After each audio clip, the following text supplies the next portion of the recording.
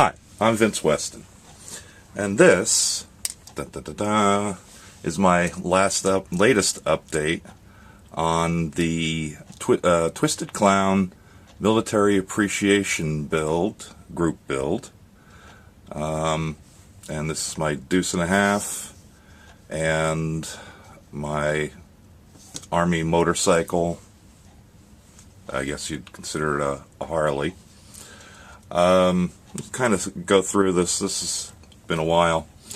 Everything's not quite as put together as it might seem, and I'll start here with the Harley because I feel like it's the smallest. Here's my Corporal Rider. Oops.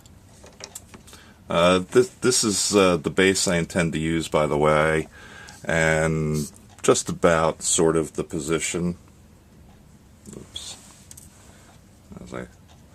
But anyway, here's the bike. Oh, gotta get it higher.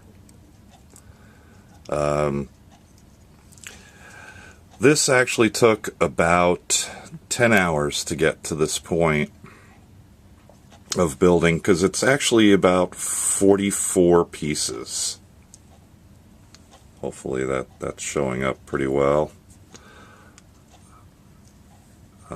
So I have got it done. It still needs to be weathered a little, so it looks like it's been riding on the road with my rider. But that's that piece. The next thing I actually worked on, the cab, excuse me, had gotten to be, was a little more finicky than the chassis was, that's for sure, on the deuce and a half. I guess I should, but I've got it arranged. One of the things that they don't really mention in the instructions is the front brush guard has kind of long pins on it, and if you use the winch bumper, which I have out here in the front, you have to trim those back so it'll fit behind it. That was one thing I found out the hard way when I went to try and put that on. Fortunately, I was dry fitting it, and it just wouldn't go until I trimmed it off a little, so it's tighter than it originally was positioned. Like I said, putting the cab together was kind of a trial and tribulation. It didn't line up quite as well as I had hoped. Some of the parts fit seems a little off. Maybe it was me, but I don't know. But under the tarp, I got my driver in place. This is actually the second piece that kind of gave me some trouble. And that's because in the instructions they say to put in the steering wheel and then wiggle him in. And there is no way you'd be able to do that. So I've stopped for the moment because I've got to get him glued in place and then put the steering wheel in. And that's going to be a little tricky. Probably with a lot of tweezer work. I got the bed together. That went together really well. Still got a couple of pieces here. I have to put the bench seats in yet. Haven't got there. And here's the bed. This went together, considering it was all flat pieces, none of it's molded. Fit was pretty good. I was actually once again impressed with how well it fit together, and things came out pretty nicely with the bed. I still have a lot of work to do. Once I get the seats in, I have to make the hoops and prepare the tarp to cover it. And let's see, I talked about the cab. Here's the main piece so far. a little big for trying to get in there, the underside, after I've gotten all the pieces together. At this point, most of the major pieces are in place. I'm hoping to get it all together and then weather. But before I weather, I need to put on, well, they're not decals. I got this really nice set from Archer of, it's dry transfers. Let's see, I don't know how well this is going to show up because it's white on white, but so it probably isn't, and there's probably a lot of glare. Let's see, if I darken up the room for the moment, maybe that'll show up a little better. There, that's sort of a little better. But it's a dry transfer sheet, and then there's a little decal sheet that comes with the set.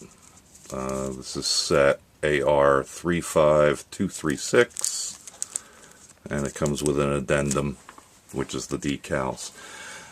I thought about it, and in my reading, one of the nice things about dry transfers is it goes to flat paint better than decals. You don't get the silvering.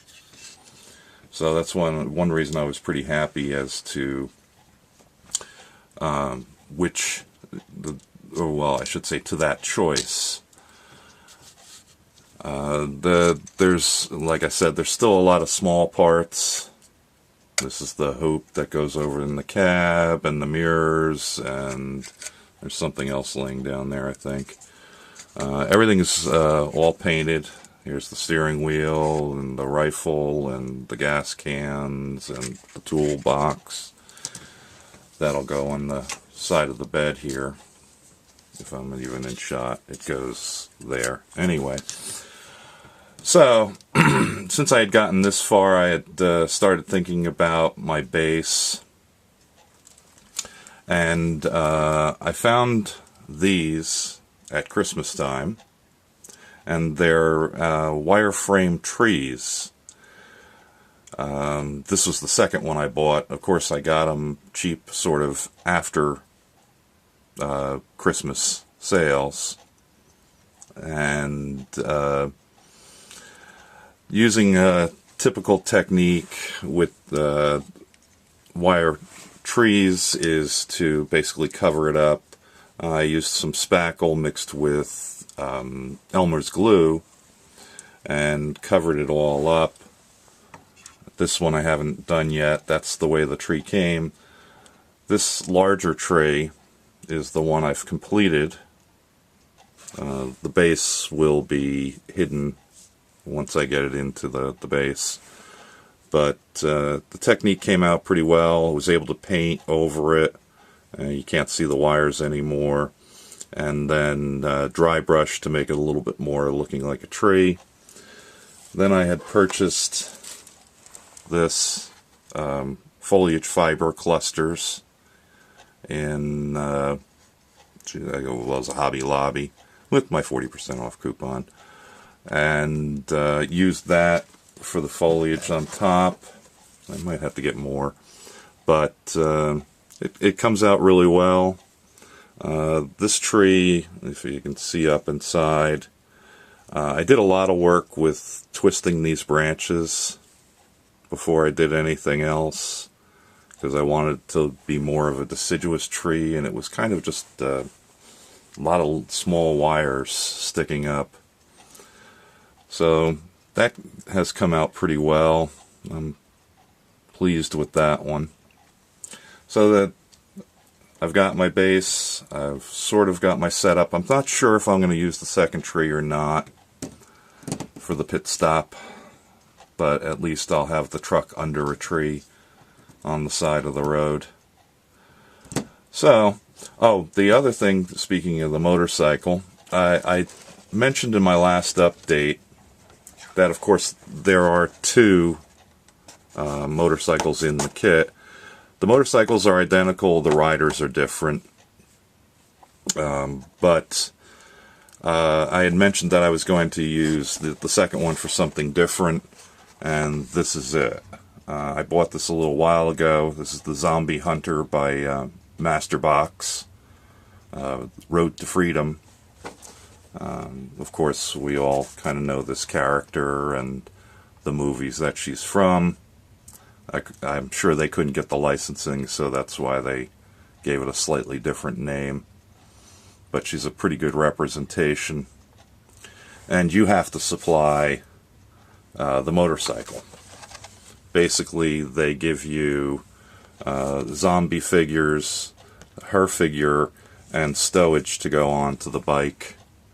And then they recommend a set of bikes that you can possibly use. So that's where the second bike from the set, from the Italiere set, will go. Like I said, Vern, watch out.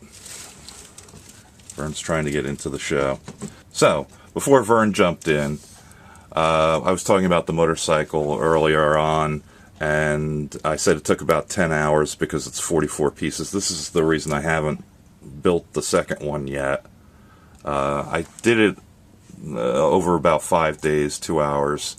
That included painting and then assembly, and then painting and then assembly, because since they're such small parts, and I wish I had a better camera to get really close in. It's nicely detailed, it looks great, but yeah, it's a lot of parts to put together to get that together.